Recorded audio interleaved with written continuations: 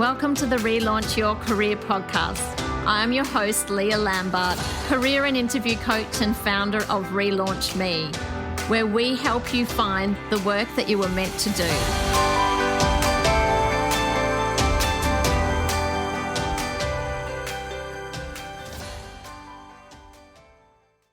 Welcome to the Relaunch Your Career podcast. Today, I have invited Caroline Beresford, an ADHD and Executive Function Coach, to join me on the podcast. Caroline works with adolescents, adults, and families who are navigating life with ADHD, attention deficit hyperactivity disorder, to help them find peace, improve self-awareness, and build emotional resilience. Welcome to the podcast, Caroline. Hi, Leah. Thank you so much for inviting me to join you today. Well, look, I really wanted to get you on as a guest because we work with many clients, particularly adults, many who have had quite recent diagnosis as with ADHD.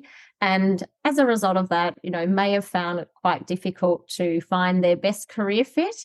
So I'm really keen to talk to you today to find out a little bit more about how you help people with ADHD and to also hear more about your own career journey.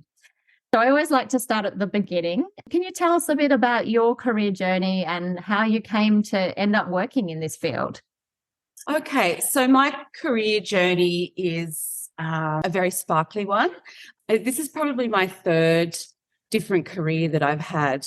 However, rather than sort of beating myself up like I used to about swapping and changing around all the time, I've now come to accept that every move that we make or experience that we have just is another layer to make our career tapestry a little more rich, I guess. So started studying an applied science degree originally at university. Didn't like that at all. So then changed and finished graduating with a bachelor degree in business with a human resources major. So I then found myself working for a little while in recruitment, which was fun. But then I was offered a really exciting opportunity with one of the large pharmaceutical companies, and that one was Pfizer. So I took a sales and marketing role with Pfizer and worked with them for 10 years, I think. Got the opportunity to work in their central nervous system division. So that gave me the opportunity to learn a lot about anxiety and depression and how our brains and minds work in that particular area. So after a little while working in that pharmaceutical space, and after having my second child, I've got two teenage boys. I had my second baby and I realised that the pharmaceutical industry really wasn't where I wanted to be anymore. There was a lot of travel involved and having a young family made that quite difficult. So I said to my husband one day, I've always had this love of being in beautiful environments. I've always had a real appreciation of beauty. So I love art, I love design. And so I said, would you support me if I studied interior design, which I did. So then I left pharmaceuticals and did a big 360 and dived into the design world, where I successfully ran a practice for 10 years. So at the end of 2019, my family went through a little bit of, I guess, a traumatic experience with my eldest son. He was in year 5 and he'd always struggled a little bit. Well, actually, not a little bit, a lot throughout primary school. He was always the little boy that was climbing the walls, rolling from one side of the room to the other, called up to the school with complaints about him being too distractible and impacting, I guess, the class environment in a negative way. Over the years, I did take him to several different paediatricians and clinicians. And each time, we would walk away with a sub-threshold ADHD diagnosis. And what that means is that, yes, there are markers there. However, because he was so little, And probably because he had what we call the ADHD mask on a lot of the time, clinicians were reluctant to give him that full diagnosis because of his age. However, when it got to a point where the wheels really fell off and it got to a point where he was being excluded out of the classroom more than he was in it, I sort of realised that we really needed to sort of get to the bottom of what was going on. So I actually removed him from that particular environment, put him into a new school, and that's when we got his diagnosis, actually. I think that was because we took him out of that very strict, regimented environment and he could finally just relax and be himself. And that's when we got his diagnosis, which was hyperactive type. So there's 3 different types of ADHD: hyperactive, inattentive, and then there's the combined type. So we got Felix's diagnosis. In the meantime, I am still working in the design industry, running my practice, and COVID hit. So my design practice was focusing primarily on commercial and retail and hospitality design. So as you can imagine, when COVID took hold, I lost a lot of really big projects that I had lined up for that year. So we're now looking at, that was 2020. I thought to myself, well, I can either sit here and twiddle my thumbs and, not move forward, or I can pivot to make the most of this time that I have. And I'd always, because of my interest in the brain and the mind, I thought, well, I'd actually really love the opportunity to learn more about Felix's ADHD-wired brain so I could support him more. So I did a little bit of research and found a really amazing ADHD Coach Academy where you learn to be a coach. That was the ADD Coach Academy based in New York. It was an online course, and I thought I'll just enroll in the first module, which was simply ADHD. Now, that module, there were people from all over the world in my class, which was wonderful because it was a really beautiful community to be a part of. And halfway through that module, that 6-week module, I started realising that actually some of the ADHD is as genetic as height.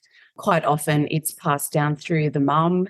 I thought to myself, maybe this might explain why I've struggled to find my place in my career path, I guess. I then was assessed for ADHD in the middle of COVID, and no surprise, I had my diagnosis, which was inattentive subtype. And that I was 47 at the time when that happened. So I'm one of the many adults, particularly women, that are finding themselves being diagnosed with adult ADHD.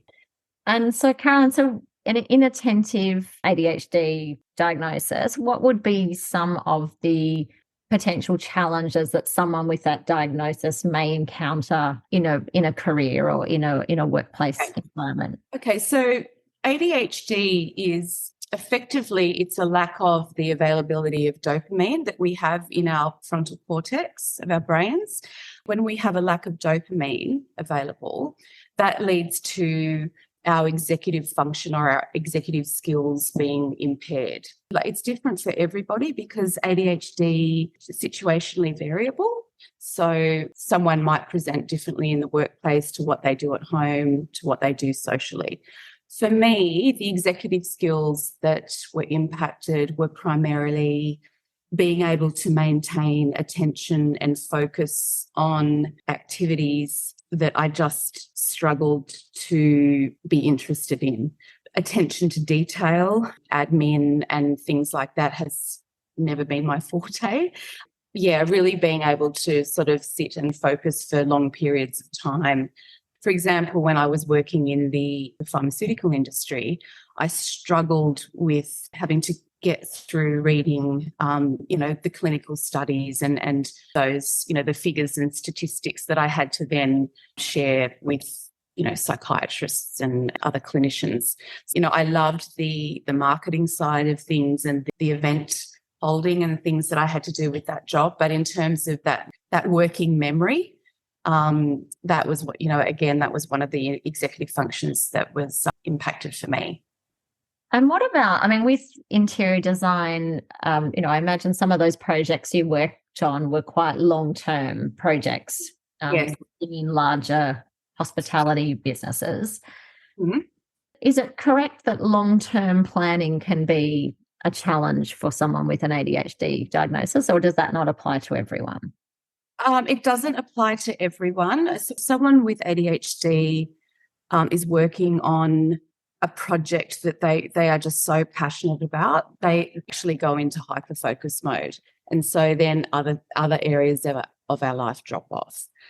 So if it was a project that I was really passionate about, which was most of them, was never really a challenge for me. It was when projects would be put on hold for significant periods of time and then being able to transition back into them. So transitioning sort of from between different projects and tasks can also be a challenge for someone with ADHD. So can you describe what does an ADHD coach do, and also the types of clients you work with and some of the challenges that you help people overcome? So ADHD coaching it's a partnership. I like to describe it as a partnership between the coach and the client. It's very collaborative, and it's about the coach and the client building a trust-based relationship where the client feels really comfortable with the coach, can trust the coach, and be able to sort of talk to them about any challenges in any aspect of their life that they might be going through. It's similar to a life coach, but the ADHD coach training that we do, all of the strategies and tools and approaches that we take with our clients are all specifically made through the ADHD lens. So everything is designed with that executive function or executive dysfunction with all of our clients. ADHD coaching is a strengths-based coach practice. We start the coaching journey by sitting down, getting to know our clients and exploring what their unique character strengths are. We use several different assessment tools to do that, and it's a really feel-good, beautiful way to help the client realise that actually they're not failures, they're not broken. It's just that their minds or our minds or brains are wired differently. And then it's about moving the client forward and working out how they can work with their brain rather than against it. Yeah, and exactly like we do in our strengths coaching, it's all about, when you're using your strengths, you're more energized, more productive, less stressed, and usually happier. So I love that, that's a strengths-based model as well. But what would be some of the key strengths that would be common in the clients that you work with?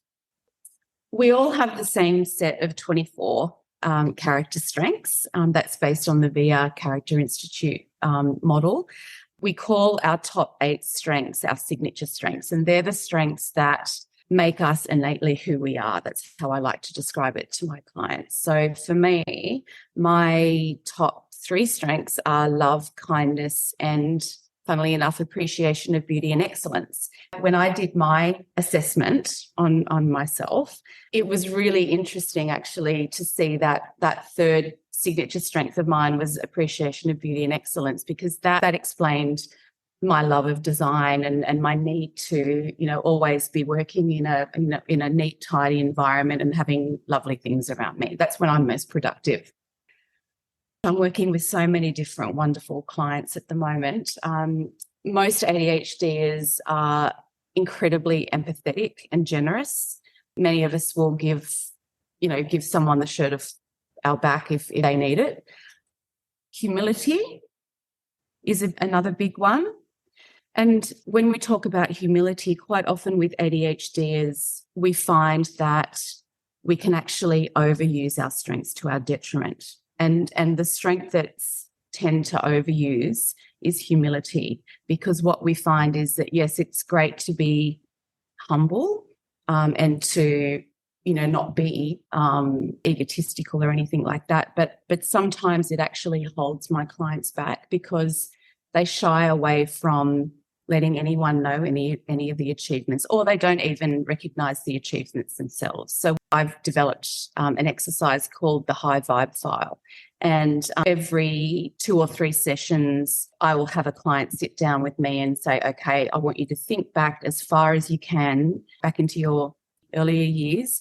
Think about an achievement and let's deep dive and really tease out what was your involvement in that achievement, what were the steps that you needed to take to get there, and how did you celebrate it? Celebrating is a big thing that I find absolutely essential to work with my clients, because quite often ADHDers don't appreciate just the wonderful things that they have about themselves. Great. And yeah, you're exactly right. There's a lot of, great strengths that I see even, in the clients that we, a lot of empathy, a lot of creativity, that ability to engage with people and work in fast-paced environments. There's so many, it's all about, finding that career that suits those strengths. What might be some of the typical challenges that your clients may encounter in an education setting, whether it's school or a university or something? A lot of my clients, particularly students, if they've got enough self-awareness and they're working with a coach or another clinician, hopefully they'll have enough self-awareness around how their brain functions and what they need to be able to thrive in the education setting. However, sadly, more often than not, the lack of services around ADHD in Australia at the moment, many people are just not getting that opportunity to explore that part of themselves. So many of the clients that I get coming to see me, we're talking about students in an education setting. It's very regimented. You have to sit still in the one spot for an hour with no breaks or anything like that. If the student is confident enough and self-aware enough to advocate for themselves, then hopefully, the organisation will have allowances in place and independent learning plans set in place. But again, there's many people out there that aren't aware of those allowances and they don't know how to advocate for themselves. So that's just one example. Impulse control in the education setting for younger students, that can be a big thing. If we then move across into a workplace environment with ADHD, particularly the hyperactive subtype, emotional dysregulation and impulse control can be quite debilitating if the individual doesn't have the right support services around them. So, sometimes an ADHDer will be told quite often, oh, you're just too much, or you've got no filter. There's some of the sorts of challenges. But, on the other hand, on the flip side of that, ADHDers can bring so much spirit and creativity and fun and, quite often, we're termed as a Pied Piper and we're very, very good at drawing people in. Work environment can have a massive impact on people's well-being, even those without any sort of diagnosis.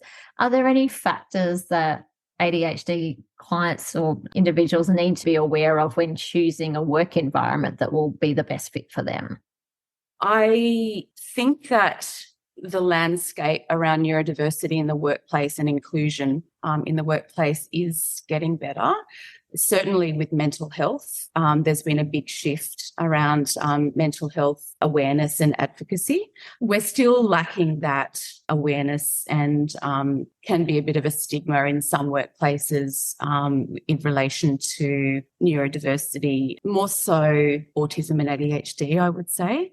But in saying that, I think that if I was talking to my clients who might be looking for, a change in career or exploring a different thing, organisations, for example, a good place to start is actually having a look at their people and culture department, have a look at their policies that they've got in place, what support services the organisation has. And I'm not recommending that people divulge, diagnoses or personal information right off the start. That's a really delicate area, actually, because we're still very much in that awareness phase. But I would definitely, in interviews, for example, talk to HR about, their people in culture, their inclusion policies that they have in place. That would be a good place to start. What would be, if there was people out there who are employers listening, what would be some simple things that they could do to make their workplace environment more neuro-affirming? I think it really starts from the recruitment process, really, and who's actually looking after that, and having an understanding around what neurodiversity is. Having an understanding that just because someone has been diagnosed with ADHD doesn't mean that they're not able to be organised or they're not able to prioritise. It means that, it's giving the organisation an opportunity to really enrich their labour force and actually give them a competitive edge against other people that they're competing against in the market. So definitely, I think there's a huge need for increased awareness and education around neurodiversity, in particular ADHD.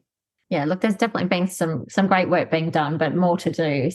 How could an individual who has had a recent diagnosis of ADHD perhaps learn how to play to their unique strengths?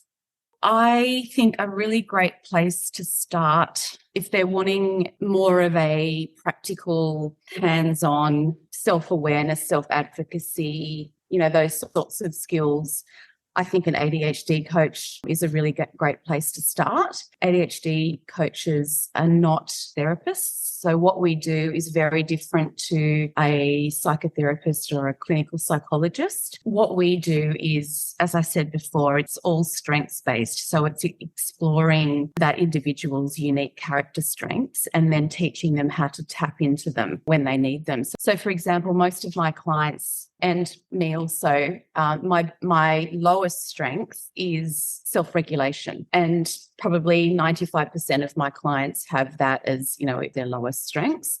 But that doesn't mean that I can't regulate myself, and it doesn't mean that my beautiful 14-year-old, she came to me 12 months ago and was constantly being pulled up at school for talking too much or blurting things out. And now, because of the support and the strategies and tools that her and I have designed specifically for her, she can sit beautifully in class now and follow, what the teachers are expecting out of their students. It's difficult for teachers because they have a lot on their plate. And as I said before, ADHD presents differently in everyone. So it's not a one size fits all. No, not at all. It sounds like it's all about helping people become more self-aware, understanding the strengths that they have and how they can play to those strengths, and perhaps giving them some strategies to overcome the things that they don't find as easy.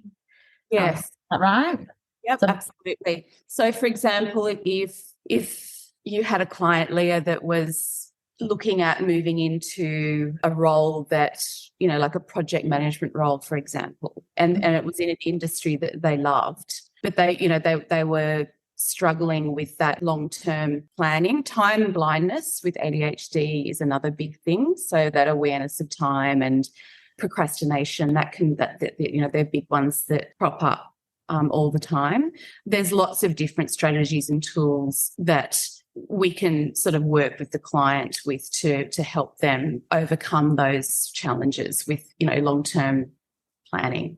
I guess it's in the first place finding something that they're passionate about that's going to keep them interested for a longer period of time, rather than just starting new things and then losing interest and moving on to the next thing, which is often very common for, clients I work with who are high creatives, but, more what I call an adapter rather than a planner. They're often better with short-term projects or short-term tasks rather than in-depth tasks that carry on for a long period of time. So, yeah, exactly. I guess the most important message that I would like to share today is that, I used to be so down on myself for being in the pharmaceutical industry to start with, even, not finishing my science degree. I was really cranky with myself for years over that.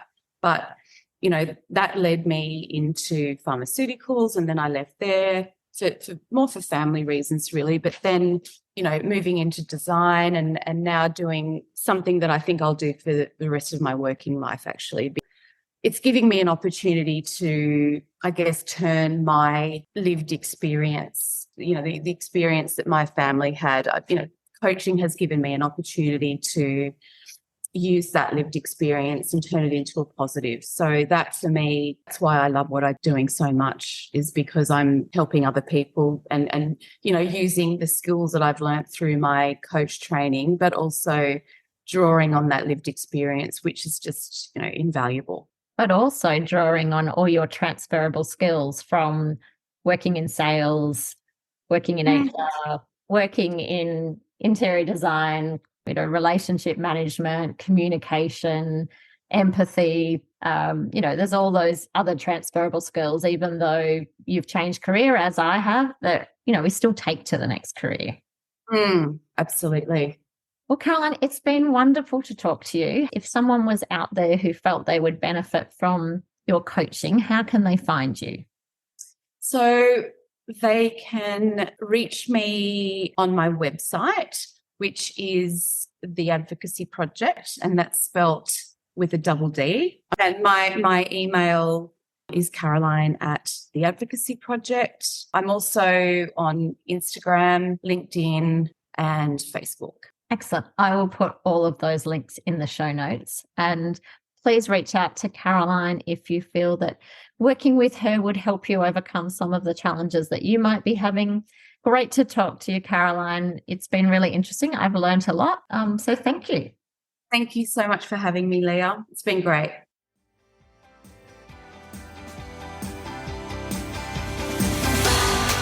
I hope you enjoyed this episode of Relaunch Your Career. If you did, please subscribe, share with your friends, leave a review, or connect with us on social media at Relaunch Me Career Consulting. If you have any questions about the episode or the work that we do, then contact us via the website relaunchme.com.au. Thanks for listening. Have a great day.